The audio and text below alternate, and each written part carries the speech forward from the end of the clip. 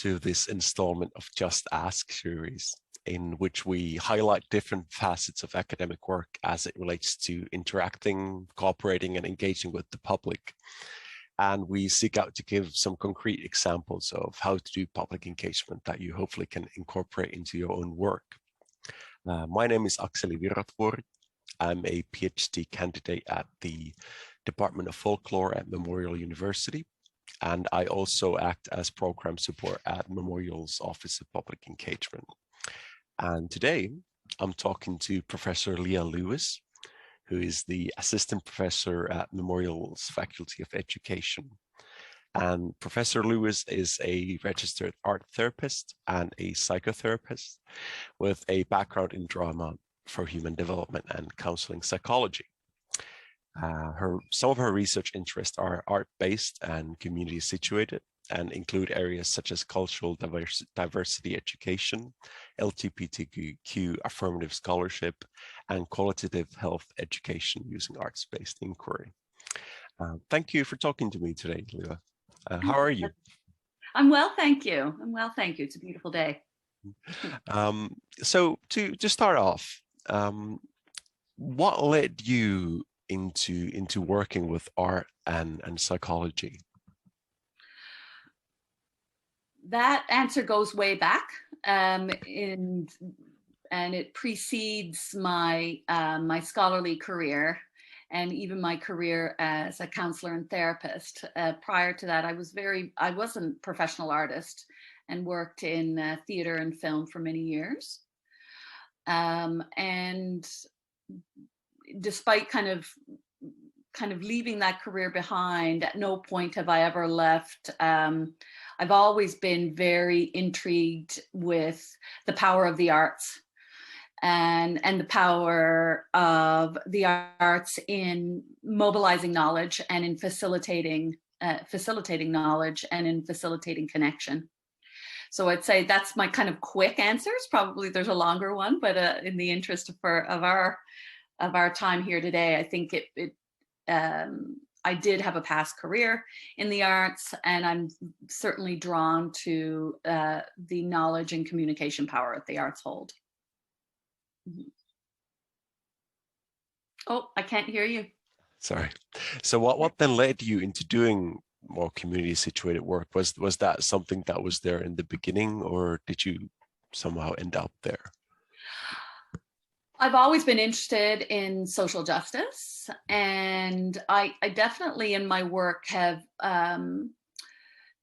held, in my scholarly work certainly, I definitely hold a critical lens around how scholarship should be practiced. And my preference is to really privilege connection with community and with participants, and kind of disrupt and challenge what some might refer to as kind of traditional hierarchies of more traditional styles of research.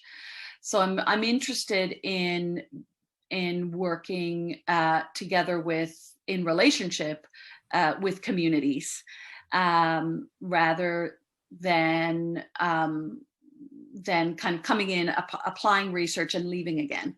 So my interest is in how does knowledge change when there's relationship at play, in terms of community practice or applied community practice. And then of course, the arts add another layer of communication and relationship to how we're creating knowledge. Not to get off on a tangent, but I feel that is interesting, thinking about art in terms of making connections, because art is something that you put out there and then others interpret, and at face value you would think that would be something that would make connections more difficult because it is not direct in some ways. But I guess it is also very personal. It's something that people relate to, and then maybe the connection comes through that as well. Well, and that you're referring to the output of art, and yes. I'm quite interested in the process of how and when and the site at which art is created. If I may use an example, so one of my a lot of my work is around community art therapy practice and the model of the Art Hive, which is a community model that moves away from clinical practice of art therapy, so working with diagnoses, but rather moves more in the direction of how healing occurs at the site of relationship, and how autonomy and independence can be fostered at the site of relationship through arts-based practice. So it really wholly kind of focuses quite on the process of art making and what occurs in that moment, and just how the self can evolve and change at that site in terms of art making. And speaking to that process of doing art, there's the Open Studio project. I have some questions about it, but if you could first give a general overview of what it is or was, and how it worked. Right, so that project has since ended, but it was a year-long project in collaboration with the ESL program at a local high school, who are hosting, who work with newcomer youth. And it really is kind of responding to the changing climate and changing tapestry of Newfoundland in terms of an increasing diversification of our demographics. So, visible minorities in Newfoundland have increased. We're still a very small percentage of the population. It's still under 3%. But in recent years, and when I say recent years, I mean the last 10 years, that figure has changed significantly from about 1.5 to just under 3%. And while that may seem like a small number, in the kind of lived experience of diversity, we can certainly experience the diversifying of urban centers within Newfoundland, and especially Newfoundland. So the project was grounded in exploring this concept of what it means to foster a sense of belonging when you're in a new space. So specifically working with newcomer youth through art making using the Hive model. So it was a year-long project that applied a Hive process within the ESL classroom in collaboration with the teacher, and for a year. And then it ended in a student-led exhibit where the students themselves facilitated workshops on modalities that we applied within the Art Hive. So it was really aimed at fostering community with newcomer youth, but beyond this concept of just of the notion of inclusion. So I'm not tossing that concept out, but in like an affirmative style, an affirmative experience of inclusion that looks at the nuance of belonging. And what does that mean to feel like you belong to a community?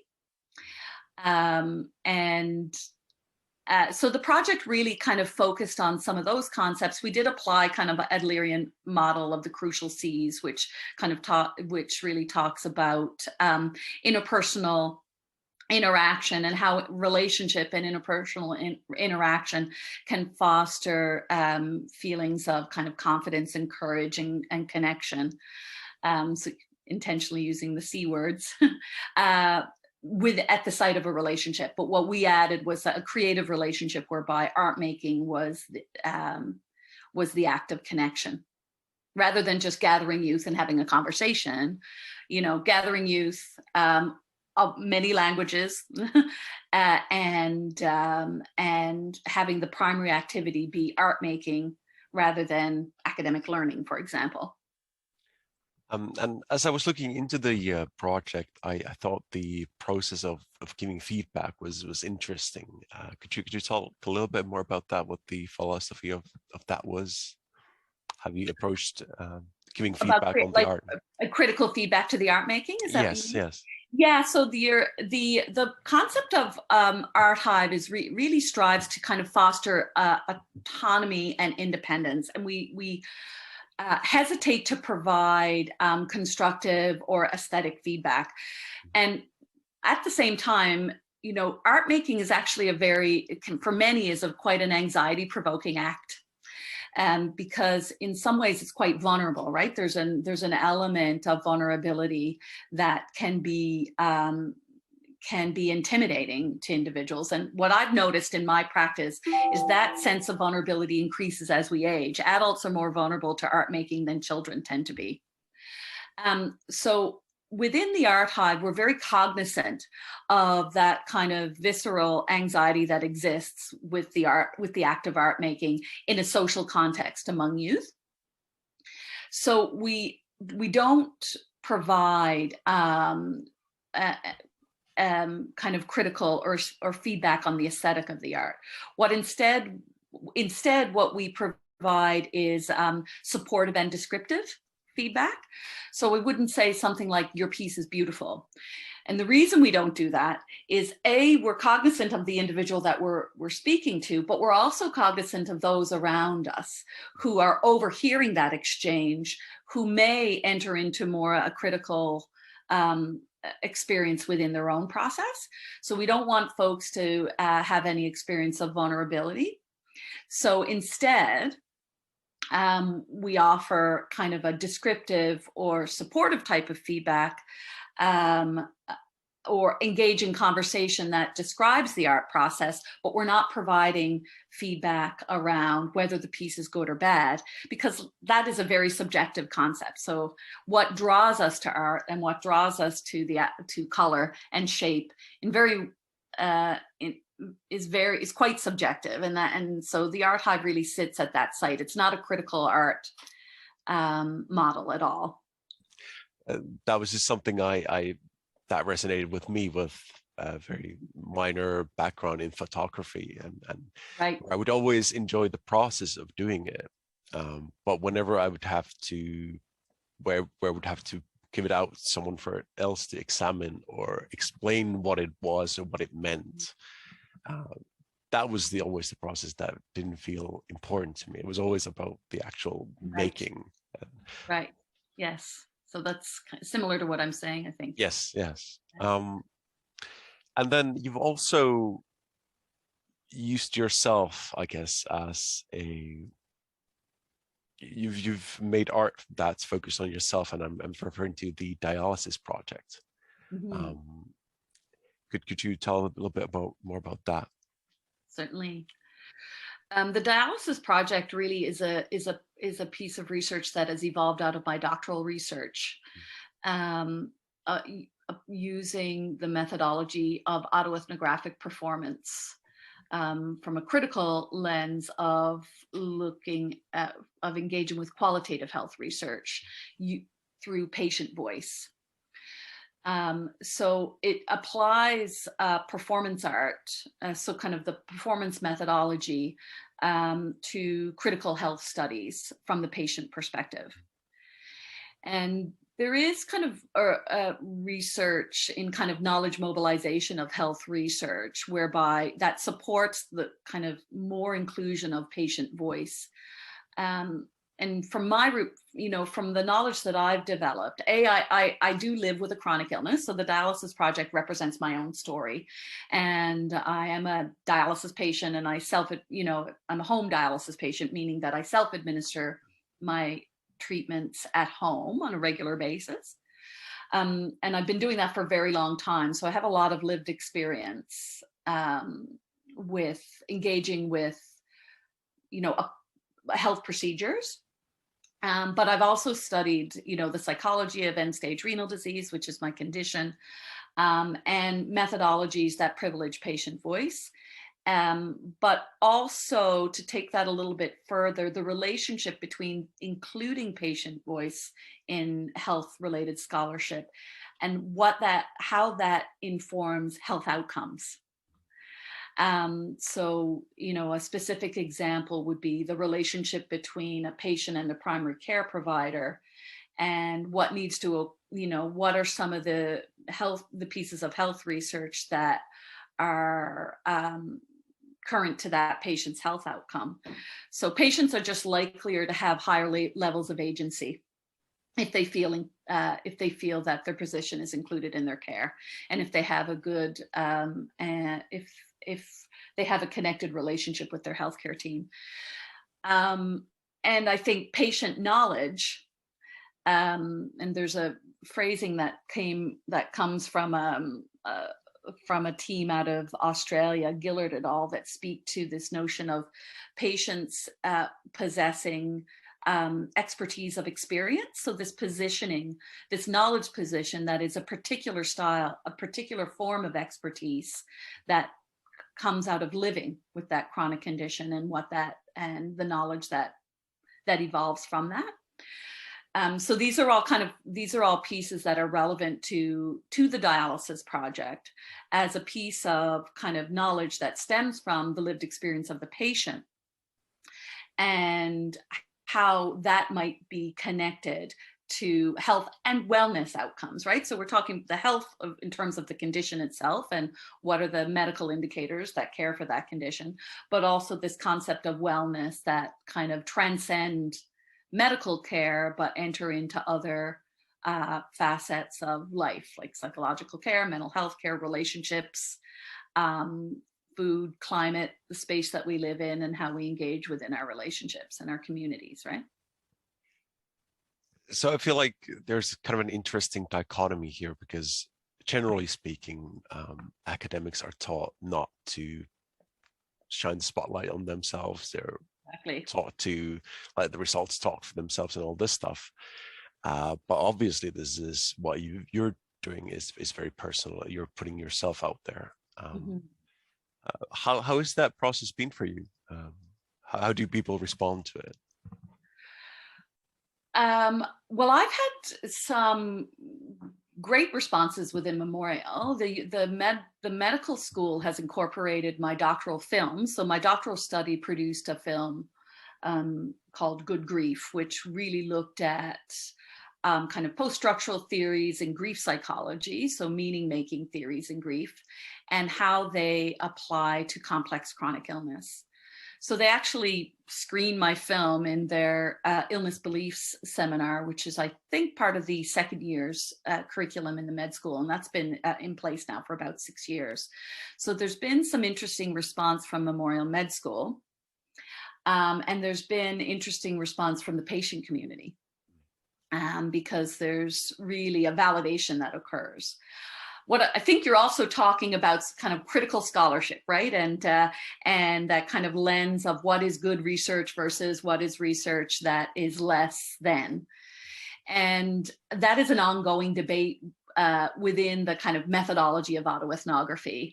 It is a critique that autoethnography comes up against. And I mean, I think there are ways to build autoethnographic studies that balance the subjective with the objective. So that's kind of written about in the literature.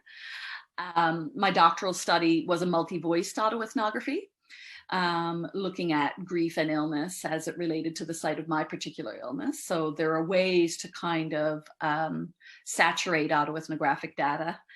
But I also really feel I'm definitely a supporter of autoethnographic research, because I believe it holds an important seat in the broader world of research. So I'm not one to say I don't think traditional styles of qualitative research are not valuable, or that quantitative research is not valuable. I actually feel that there's opportunity for these methodologies to come together in a collaborative way, whereby the voice of lived experience actually contributes to the big picture in a fairly profound way, right? And the other piece that I like to say about autoethnographic scholarship is just how accessible it is. And, one of the kind of critiques that universities are kind of grappling with at the moment is this kind of the critique of accessibility, right? And the kind of power differential that some styles of research imply. And so that's part of the reason I engage with kind of arts-based autoethnographic methodologies, because of their supportive relational and collaborative styles of creating knowledge, which is what I prefer. I'm not somebody who really strives for a lot of single authorship. I'd rather collaborate in my authorship, because to me that feels like a a richer style of communicating knowledge. But I also want my scholarship to be really accessible and to have meaningful conversations with academics and non-academics alike. So, you know, that's a value of mine. And so I feel like these methodologies kind of facilitate conversation in a more fluid way than other methodologies do, but maybe other methodologies are playing a different type of important role. And I guess then those conversations facilitate connections, which I feel like is kind of emerging as a theme. And to that point, obviously, I'm thinking in terms of what the story of Newfoundland is and what it is going forward. And we already touched on immigration, but in a province where the population is getting older and where young people are moving out, it would seem that immigration is very much a part of that story going forward. And that's, I guess, an aspect of the third project I wanted to touch on, which is digital stories with newcomer youth. So could you talk a little bit more about that? Well, that's a project that I collaborated, what was really led by one of my graduate students, Bahar Hagigat, who has since graduated and actually works, if I'm not mistaken, at the IO. And so she and I collaborated on that, and she really took a lead on that project. So I just want to say that. And it was, we worked with a group of newcomer youth. In a way, kind of the Digital Stories Project sort of combined autoethnographic lens with kind of digital media for students to take the opportunity to share an aspect of their own lived experience of being in Newfoundland, coming to Newfoundland, and some of the experiences of that brought them. So we are still in the process of cluing up that project, actually. There's been some delay, but we are going to launch a website and publish the youth's digital stories. And they're snapshots, so they're like 3 to 4 minute short digital films that are from autoethnographic lenses of the students. They're narrated by the students and animated by the students.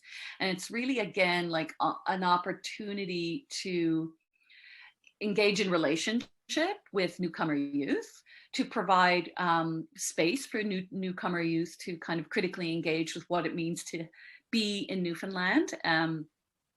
The newcomers that we work with were predominantly refugee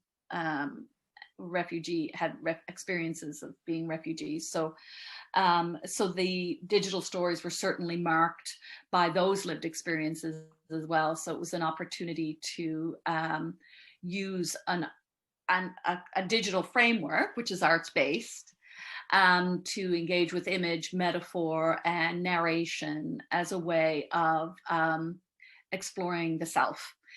And so that was a very animated, and I use the multiple uses of that term because they did use animation as a way of welcoming and fostering newcomer identities within our community context, but also privileging their voice over ours.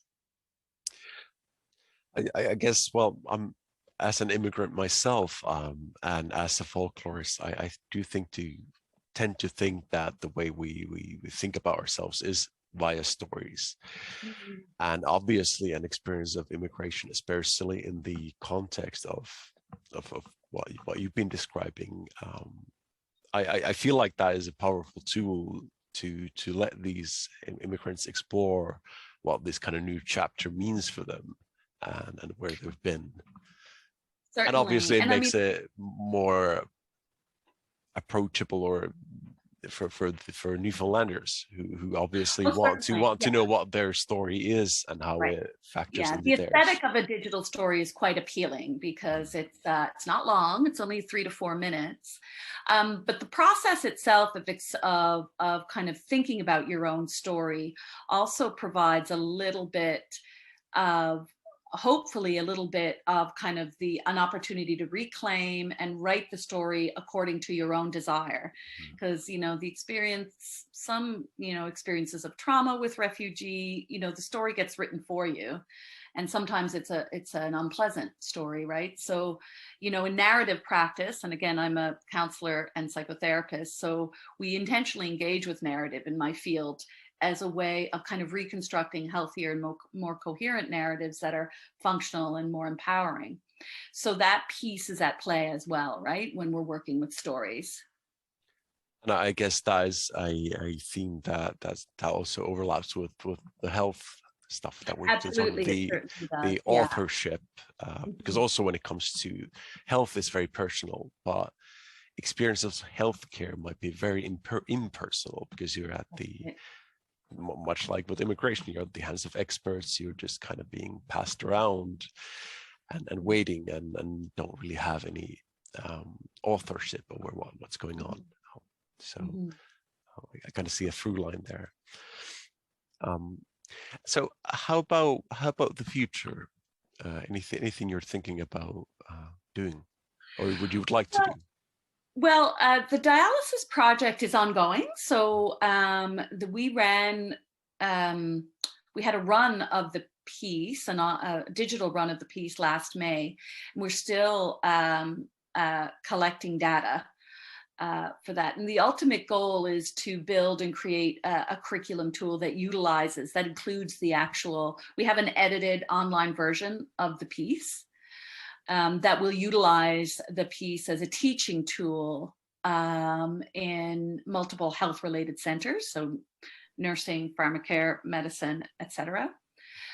So that's a goal, and we're still. I mean, we're a collaborative team that the Center for Nursing Studies, Dr. Pam Ward, Dr. Natalie Beausoleil in medicine, and Dr. Jan Bewley, one of my colleagues in education, who's got a background in drama and education.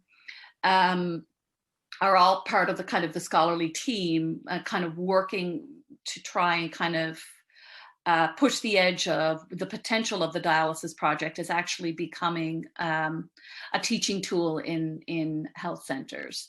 Because we're all critical scholars. Dr. Beausoleil is a critical scholar in the area of health and humanities. Dr. Pam Ward was very involved in the Transversing project that I think the OPE may have funded. And so it's an excellent team kind of to move the Dialysis Project forward toward kind of a more permanent, having it be accessible in a more permanent way for learning purposes. So that's a future goal. We're still kind of working on that. And in a general sense, the archive work that I've been doing is also ongoing. I have another project called the Hearthstone Studio, which is a SSHRC-funded archive. And that project has since kind of terminated at its local site because it was just 2 years of funding. But we are looking to kind of revive the archive in some form, whether it's a traveling hive, a weekly hive, or a permanent space. So keeping that work going is part of it, and watching it evolve. So I'm always interested in using arts-based methodologies in healthcare. And it's an interesting area to apply arts-based because of what you said earlier, arts-based and autoethnographic methodologies typically aren't found within healthcare, within medical schools. But that's my goal, is to kind of forge a space for patient voice, arts-based methods, and also just to really incorporate that into teaching and learning within healthcare. Well, I could talk about this all day, but as someone with a background in arts, I'm always thrilled when I see someone incorporate it into their academic work. So thank you so much for your time, Leah. You're most welcome. And for our audience, if you're interested in learning more about any of the projects that Dr. Lewis has been talking about, I'll be including links in the video description below, so you can just go there and see more. And like I said, this Just Ask interview has been a part of the Tandem, which is a part of Memorial University's Office of Public Engagement's digital newsletter. And for all our issues, you can go to mon.ca/public engagement/tandem, or you can use the link in the video description below. Once again, Leah, thank you so much for talking with me, and I hope you have a wonderful spring. I will, I'm sure of it. Take good care.